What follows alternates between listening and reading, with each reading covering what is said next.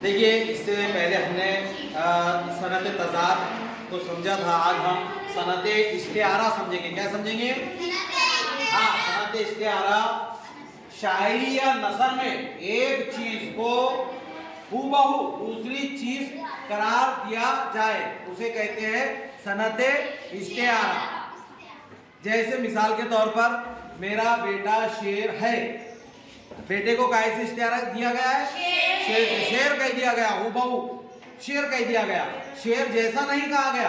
अगर हम यहाँ कहते हैं कि मेरा बेटा शेर जैसा है तो ये तशबीह हो जाती है। सनत तशबीह की तशबीह, इसके अंदर सनत तशबीह की मिसाल हो जाती है। लेकिन सनत इस्तिआरा के अंदर हूबहू मतलब हूबहू दूसरी चीज से करार दे देना। जैसे कि मेरा बेटा शेर है, मेरा बेटा चांद है, चांद जैसा नहीं, जैसा जैसी तरह की तरह ये लफ्ज आ गया तो तशबीह हो जाएगी। लेकिन ये सनत इस्तिआरा के अंदर ये कहा जाता है बिल्कुल हूबहू कह देना कि मेरा बेटा शेर है, मेरा बेटा चांद है, मेरा बेटा आफताब है ना, मेरा गांव बहुत खूबसूरत है ना, मेरी बेटी गुलाब का फूल है ना। इस तरह से तो ये है सनत इस्तिआरा की मिसालें। अब सनत इस्तिआरा के तीन अरकान होते हैं, एक मुश्तिआर मुंह और एक मुश्तिआर ला और वजह जामा।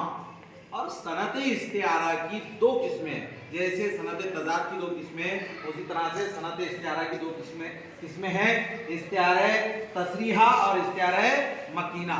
अगले पीरियड में हम इसके अरकान समझेंगे और इसकी किस्मों के ताल्लुक से समझेंगे। ठीक है, आगे सबकी समझ में?